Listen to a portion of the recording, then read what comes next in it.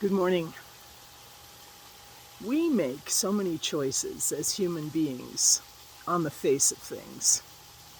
We look at the way someone looks in their clothing when they're modeling a new product, and we make a choice based on what we see.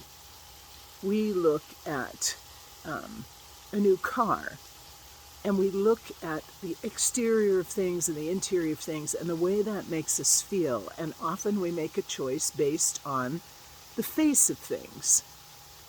We often make choices on where to live, what house to choose, what partner to choose, what job to choose, based on the face of things. And that is the key to a good marketing strategy, right? It's in the end we might feel manipulated, but there is an entire science based on the face of things. They'll say that people who originally took up smoking many times in the 50s, 60s, even now, vaping, they'll look at the models that were used for advertising, and depending on the cool factor, that might be the choice that people would make. You don't have to be a smoker to know what I'm talking about. We make so many choices in this way. And the marketing science, as I said, is always evolving. The Facebook ads, the ads on Twitter, how can we hook the attention of a potential buyer? Well, a lot of the rest of our life also has to do with that.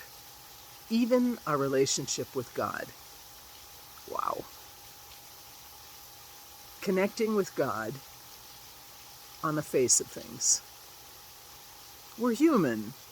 We deal with distraction. God totally knows that, right? He's walked a mile in our shoes. Jesus was there on the planet, feet in our sandals, scuffing along the same dark road, dusty roads that we do, wrestling with the same realities, understanding our human nature to the core, having put it together as well as dwelt within the human nature. So a relationship with God, our choices of whether to pray today or not, a choice of whether to go to Mass or not, a choice of whether to take some quiet time and ponder what else is happening in our life on the face of things. One of the portions of my new job is about relating to donors who are assisting Catholic charities. I love it because at heart I'm a very grateful person. I am deeply responsive to the people who give from themselves, volunteers as well, who are there trying to help others. And so it's my job, my great job, my privilege, to be able to make hundreds of phone calls and write hundreds of thank yous to those people who support the good work we do. It's easy to be grateful on the face of things, when things are straightforward. But what happens to us in our life when life dishes us circumstances and realities for which it's incredibly hard to be thankful? There is nothing on the face of a terminal illness to be thankful for. There is nothing on the face of an eviction or the termination of a job to be thankful for. Catastrophes and disasters, deaths, and the death of relationships. On the face of these things, why in the world would we be grateful? And yet I think that's the challenge to us today.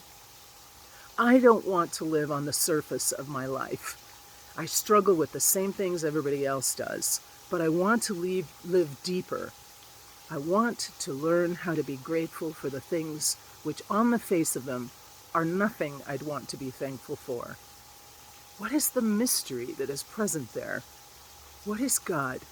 How is God trying to love me through the process? I don't believe God sends us hard lessons. So it's not that kind of love, not tough love. But what is the mysterious invitation of God when the circumstances of my life, on the face of them, are nothing to be grateful for?